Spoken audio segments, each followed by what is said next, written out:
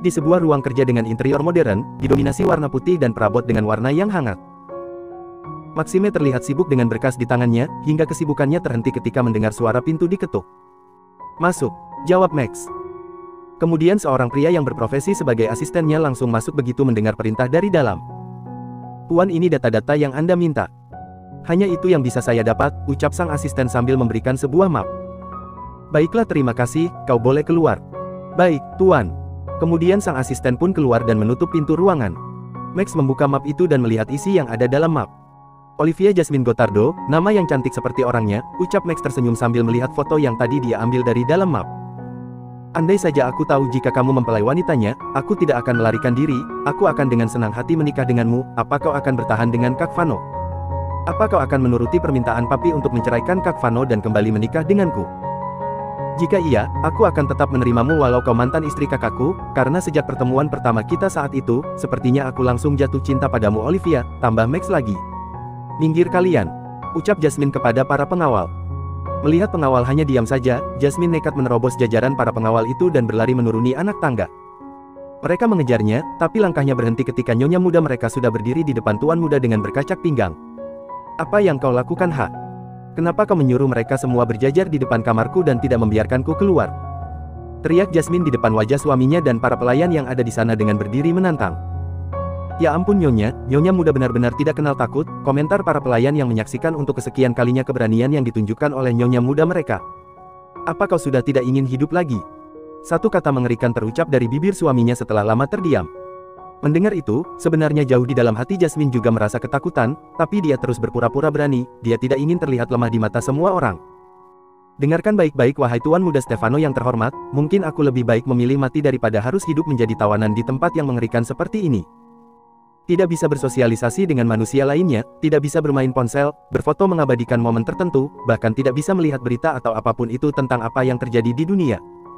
Bukankah itu terdengar mengerikan?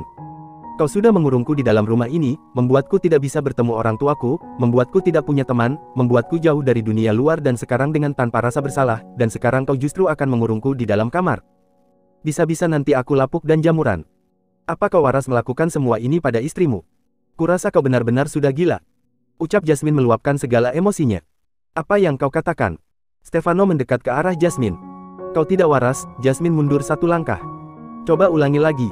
Stefano maju lagi. "Kamu benar-benar gila," teriak Jasmine tepat di wajah Stefano, kemudian memundurkan langkahnya.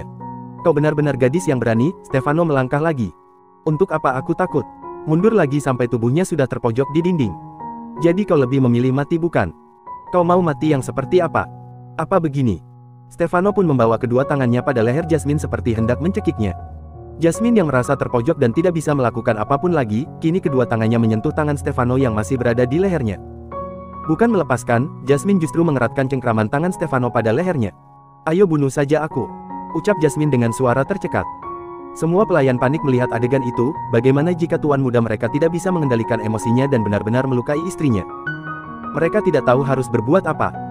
Bunga memberanikan diri untuk mencegah hal buruk yang bisa saja terjadi, dia kemudian berteriak dengan lantang, "Tuan muda, tolong kendalikan diri Anda, jangan sakiti istri Anda." Stefano yang mendengar kata istri dari seorang pelayan, dia tersadar dan kemudian menepis tangan Jasmine yang membuat dirinya mencengkram erat leher istrinya tersebut. Jasmine terbatuk begitu cengkraman itu terlepas dari tangan suaminya.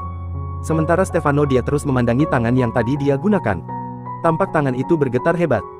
Dia hampir saja menyakiti istrinya sendiri jika pelayan tidak menyadarkannya. Semua pelayan akhirnya bisa bernapas lega, setelah tadi jantungnya seakan berhenti melihat kejadian itu. "Kenapa? Kenapa tidak jadi membunuhku? Ayo bunuh saja. Kenapa kamu malah berhenti? Minggir, dan kembalilah ke kamarmu," ucap Stefano terdengar tenang. "Aku tidak mau. Aku ingin jalan-jalan di sekitar rumah ini, aku tidak mau hanya berdiam diri di kamar." Stefano memilih mengacuhkannya dan dia mengambil tisu kemudian mengelap tangan yang tadi digunakan untuk menyentuh istrinya, lalu membuang tisu itu ke sembarang arah dan bertanya, "Apa kau muak hidup di sini?" "Iya, aku muak, sangat-sangat muak," jawab Jasmine tegas. "Kalau begitu kenapa kau tidak menceraikanku saja?" ucap Stefano tenang. Mendengar perkataan suaminya itu, entah kenapa membuat hati Jasmine terasa seperti ditusuk pisau yang tajam. Tidak pernah ada kata yang lebih menyakitkan selain kata itu. Jasmine terdiam, lidahnya keluh, tidak lagi bisa berucap, hingga tiba-tiba saja matanya berkaca-kaca. Stefano kemudian pergi berlalu meninggalkan Jasmine yang masih mematung di tempatnya tadi dengan angkuhnya. "Stefano, Teriak Jasmine kemudian berbalik menatap suaminya. Kau pikir aku mau menikah denganmu kalau tidak terpaksa? Aku melakukannya demi orang tuaku. Aku tidak pernah sudi punya suami yang kejam dan tidak memiliki hati sepertimu. Aku bahkan sampai rela mengorbankan masa depanku dan terkurung di tempat mengerikan seperti ini. Yang benar saja, Jasmine mengatakan itu dengan emosi yang meluap dan tak terasa air mata menetes dari kedua matanya. Kau ingin kita bercerai bukan? Baiklah. Stefano terdiam. Semua pelayan saling melempar pandang lalu berbisik-bisik, apa yang baru saja Nyonya katakan. Aku tidak salah dengar bukan? Jason yang posisinya tidak jauh dari tuan mudanya tidak memfokuskan hal itu, dia memfokuskan pada apa yang terjadi pada Stefano. Dapat Jason lihat dengan jelas tangan Stefano masih terus saja bergetar, keringat dingin mulai muncul di seluruh wajahnya. Jason mendekat. Baiklah, jika itu yang kamu inginkan, maka aku tidak akan bercerai denganmu. Apa yang kamu inginkan aku akan melakukan sebaliknya. Dengar itu baik-baik Stefano Anderson, teriak Jasmine sambil mendorong pelan dada Stefano, kemudian berlari secepatnya meninggalkan tempat itu dengan air mata yang terus mengalir di pipinya. Dia menghapus kasar air matanya yang tanpa izin terus keluar dari kedua matanya. Ah, Stefano berteriak sambil memegang kepala yang terasa sakit luar biasa, dia terus mengerang kesakitan, seketika membuat kakinya melemah, dia jatuh terkulai di lantai. Tuan, apa Anda baik-baik saja? Yang Jason pikirkan akhirnya benar-benar terjadi. Stefano kini tidak sadarkan diri. Cepat bantu aku bawa tuan muda ke kamarnya. Perintah Jason pada pengawal yang sedari tadi berdiam diri di sana. Jasmine menghentikan langkahnya saat melihat itu, dalam hati dia berkata, apa aku tadi mendorongnya terlalu kencang? Tapi tidak mungkin jika tenaga sekuat itu. Sudahlah, untuk apa aku peduli padanya. Kemudian Jasmine melanjutkan langkah kembali menuju kamarnya. Di dalam kamar Jasmine tetap saja merasa tidak tenang, dia ingin mengabaikan suaminya itu, dia mencoba tidak peduli tapi... Pandangan Jasmine beralih pada pintu yang terbuka, dilihatlah Bunga masuk ke dalam kamarnya. Nyonya, kenapa Anda berbicara seperti itu kepada tuan muda? Bukannya menjawab, Jasmine justru balik bertanya, sebenarnya dia sakit apa? Kenapa dia selalu tiba-tiba tidak sadarkan diri? Semalam saat di acara itu, dia terlihat baik-baik saja, dia seperti orang sehat pada umumnya, bukankah kamu juga melihatnya sendiri, bahkan dia menggendongku dengan begitu gagahnya. Bunga, aku lihat dia orang yang berbeda, aku salah mengatakan dirinya orang yang tidak punya hati, bagaimana mungkin orang yang tidak punya hati masih peduli pada orang lain? Aku lihat tangannya bergetar hebat setelah dia melepaskannya dari leherku, aku tahu karena mungkin dia menyesal. Aku melihat dia sebenarnya rapuh, tapi dia tidak menunjukkannya, dia bersikap kejam karena ingin menyembunyikan kelemahannya. Bunga, kenapa aku melihat dirinya tidak seperti yang orang-orang katakan selama ini, tambah Jasmine dengan tatapan kosong. Itu karena Anda melihatnya dengan cinta Nyonya, sehingga Anda melihat apa yang orang lain tidak bisa lihat. Nyonya, apa Anda tahu? Sebenarnya bukan hanya Anda yang merasa bosan dan muak tinggal di tempat seperti ini, Anda bahkan belum hitungan bulan sudah merasakan seperti itu, apalagi tuan muda yang sudah puluhan tahun dikurung di tempat ini. Jasmine langsung menoleh, menatap Bunga ketika mendengar itu. Apa maksudmu? Bunga menerawang jauh ketika dia mendengar cerita ibunya. Saat tuan muda berumur 3 tahun dia dibawa ke kediaman Anderson bersama Nyonya besar. Saat itu ibu tuan muda baru saja kehilangan suaminya yang meninggal karena jadi korban tabrak lari, dia dibawa Tuan William dan diperkenalkan sebagai calon istrinya. Tuan William bilang jika mereka sudah punya anak dan harus segera menikah. Dan saat itulah tuan muda diperkenalkan sebagai anaknya. Keluarganya setuju, karena bagaimanapun Tuan William harus bertanggung jawab atas anaknya. Apalagi keluarganya memang mengenal Nyonya Tiffany karena memang sebelumnya Tuan William sudah pernah memperkenalkan dia sebagai kekasihnya saat SMA. Tanpa mereka tahu jika Nyonya Tiffany memang sudah menjadi bagian dari keluarga itu, karena beliau adalah istri dari kakak kandung Tuan William, Tuan Stephen. Mereka menikah tanpa sepengetahuan keluarga Anderson. Melihat jika Nyonya Tifa sangat menyayangi dan selalu memberi perhatian lebih pada anak dari kakaknya itu, Tuan William marah besar, dia tidak terima, hingga akhirnya dia memisahkan Nyonya Tifa dan Tuan Muda. Padahal sebenarnya hal itu wajar bukan jika seorang ibu menyayangi putranya sendiri. Hingga kemudian Tuan William membawa Tuan Muda ke tempat ini. Tempat yang dibangun oleh kakaknya, Tuan Stephen. Karena Tuan Muda masih kecil saat itu, akhirnya Nyonya Tifa memohon pada Tuan William agar menugaskan pelayan untuk merawatnya. Dan beliau adalah Bibi Lu, orang yang merawat Tuan Muda sejak kecil. Anda bisa bayangkan bukan bagaimana bosannya Tuan Muda di tempat ini bahkan dari dia kecil. Dan itu juga kenapa Tuan Muda tidak pandai berinteraksi dengan orang lain. Nyonya, kenapa Tuan Muda sering pingsan? Itu karena Tuan Muda sangat trauma dengan kecelakaan yang pernah menimpanya dulu.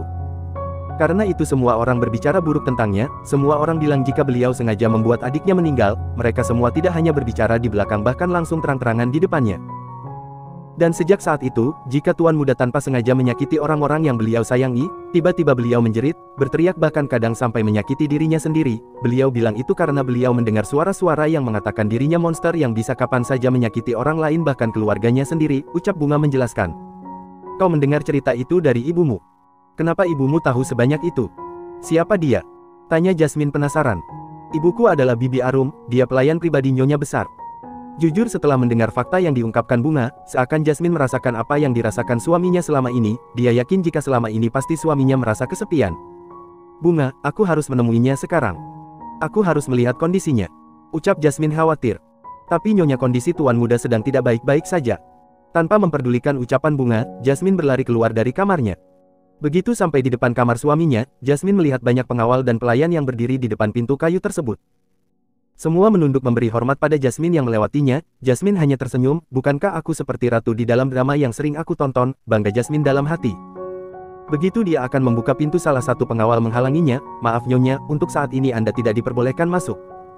Siapa kau berani menghalangiku? Minggir, aku mau masuk, aku ingin melihat keadaan suamiku. Maaf Nyonya.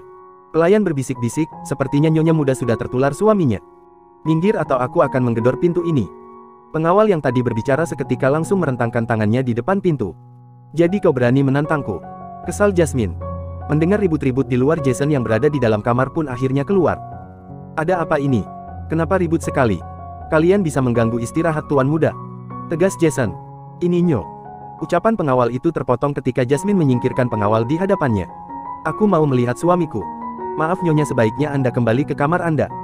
Tuan muda sedang istirahat. Kemudian Jasmine menarik baju Jason, sampai Jason yang hendak masuk pun mengurungkan niatnya. Kau bilang suamiku sedang istirahat, kenapa kau masuk kembali? Aku sedang mengganti bajunya Nyonya. Jadi sebaiknya Anda kembali sekarang. Siapa kau berani melarang aku melihat suamiku? Asal kau tahu aku lebih berhak daripada dirimu, aku istrinya. Tapi Nyonya, sebenarnya pernikahan apa yang aku jalani, kenapa hanya untuk melihat dan menemui suamiku sendiri, semua orang melarangnya? Teriak Jasmine marah. Baiklah Nyonya, tapi jangan pernah lepaskan ikatan pada tangan dan kakinya, ucap Jason memperingati. Kenapa tidak dari tadi? Apa aku harus marah dan berteriak dulu baru mereka menuruti perintahku? Gerutu Jasmine. Begitu masuk, Jasmine teringat akan dirinya yang baru pertama masuk ke sini. Keadaannya sama, barang-barang pecah dan berantakan di mana-mana. Dia melihat ke arah ranjang, hatinya begitu sakit untuk kedua kalinya dia mendapati suaminya dalam keadaan terikat seperti itu. Jasmine mendekat dan naik ke atas ranjang, kemudian duduk di samping suaminya yang terbaring tidak sadarkan diri. Dia melepas tali yang mengikat pada tangan dan kaki suaminya, kemudian dia membuka kancing kemeja suaminya satu persatu. Hingga tiba-tiba, Jasmine mendekat dan naik ke atas ranjang, kemudian duduk di samping suaminya yang terbaring tidak sadarkan diri. Dia melepas tali yang mengikat pada tangan dan kaki suaminya, kemudian dia membuka kancing kemeja suaminya satu persatu. Hingga tiba-tiba, Stefano terbangun dan berteriak. Ah! Stefano memegang kepalanya, kembali merasakan sakit yang luar biasa. Jasmine yang panik pun langsung menenangkannya. Dia memeluknya erat sambil berkata, mana yang sakit? Apa ini sakit? Atau yang ini? Ucap Jasmine khawatir memegang tangan, kaki dan suaminya bergantian, menanyakan bagian mana yang sakit. Stefano langsung mendorong tubuh Jasmine hingga berbaring di sampingnya, kemudian mengurung tubuh sang istri di bawah tubuhnya. Mereka serasa mengulang saat pertama kali mereka berada di kamar ini. Saat waktu malam itu terjadi, Jasmine merasakan ketakutan, tapi sekarang dia justru terlihat menyukai posisi saat ini di mana Jasmine berada di bawah tubuh suaminya. Apa yang membuatmu berada di sini? Ucap Stefano dengan suara berat. Aku di sini karena ingin membantumu berganti pakaian. Siapa kau beraninya melepaskan pakaianku? Aku adalah istrimu. Terus untuk apa kau masih di sini setelah melihatku seperti ini? Aku ingin melihat bagaimana kondisimu. Apa aku salah? Bukan itu yang aku maksud, apa yang membuatmu mau menikah denganku? Kau tahu bukan yang menggantikan adikku menikah adalah pria cacat sepertiku. Kenapa kau tidak menolaknya? Kalimat terpanjang Stefano yang baru kali ini Jasmine dengar selama bersama pria itu. Stefano dengan cepat mengambil gunting yang tadi Jasmine gunakan untuk melepaskan ikatannya di atas meja nakas. Dia langsung menodongkan gunting tersebut di leher Jasmine. Jasmine terdiam, dia tidak bergerak sama sekali. Cepat jawab atau aku akan membunuhmu. Air mata Jasmine menetes tanpa permisi, entahlah dia tidak tahu apa yang dirasakannya, tidak tahu rasa takut atau rasa sakit mendengar suaminya berkata bahwa dirinya cacat. Bukankah menyakitkan jika mengatakan ketidaksempurnaan kita kepada orang lain? Walaupun itulah adalah kenyataannya. Dengan perasaan sesak Jasmine pun menjawab, aku terpaksa. Stefano tersenyum kecut, dan berkata, pergilah. Ini untuk terakhir kalinya kau masuk ke kamarku. Tidak tahu apa yang Jasmine pikirkan, dia menjawab perkataan Stefano dengan kalimat yang benar-benar tidak terduga. Aku terpaksa karena takdirlah yang membawaku ke tempat ini, sekeras apapun aku untuk menolak bukankah semua akan kembali pada apa yang telah ditakdirkan, karena memang inilah jalannya. Aku dikirim Tuhan untuk menemani suamiku. Membuat gelapnya menjadi terang, membuat harinya yang suram menjadi penuh warna, membuat dirinya yang dingin menjadi hangat. Aku akan menemanimu bersama-sama membuat rumah yang gersang ini menjadi rumah yang indah. Aku akan menemani hari-harimu agar tidak lagi merasa kesepian. Apa kamu sekarang mengerti? Stefano melemah, gunting yang dia pegang terjatuh begitu saja. Kalimat manis yang dikatakan istrinya benar-benar terucap alami, dia tidak terlihat terpaksa saat mengatakan itu. Setelah melihat suaminya tenang, Jasmine mendorong tubuh suaminya yang masih berada di atasnya dengan sekuat tenaga, hingga dia terduduk, dan Stefano hanya bisa pasrah saat istrinya melakukan itu. Harus kamu ingat, aku ini adalah istrimu. Sekarang diamlah dan jangan cerewet, biarkan aku membantu mengganti pakaianmu. Kemudian Jasmine melepas kemeja yang seluruh kancingnya sudah dia lepaskan sebelumnya. Stefano hanya diam tak berkutik ketika istrinya dengan lancang melepas pakaiannya. Hening, keduanya saling terdiam satu sama lain. Jasmine melotot setelah pakaian Stefano sudah terlepas sepenuhnya dari tubuhnya. Dia tidak menyangka jika suaminya memiliki tubuh sebagus ini. Baru kali ini dia melihatnya dengan jelas, apalagi dengan adanya cahaya sang surya yang malu-malu mengintip dari balik jendela. Melihat itu Jasmine sampai menelan selai susah payah. Jasmine menggelengkan kepalanya berharap pikiran kotor yang masuk ke dalam otaknya bisa menghilang. Tubuh suaminya sangat seksi dan itu membuat jantungnya berdebar lebih kencang dari biasanya. Jasmine tidak bisa di sini lama-lama. Dia harus bergegas dari tempat ini sebelum pikiran kotornya kembali memenuhi otaknya. Jasmine terkejut ketika tangan kokoh itu menariknya ke dalam tubuh suaminya. Stefano memeluk Jasmine erat tanpa celah pada tubuhnya yang masih bertelah **Geda***. Le, lepaskan. Apa yang kamu lakukan? Ucap Jasmine gugup sambil terus memberontak, tapi tenaga suaminya jauh lebih besar. Tak lama Stefano pun melepaskan pelukan itu, tapi Jasmine dibuat lebih terkejut lagi, ketika dengan tiba-tiba Stefano mengecup bibir istrinya. Kemudian Stefano kembali memeluk Jasmine dan berkata, apa kau ingin punya anak dari laki-laki cacat sepertiku?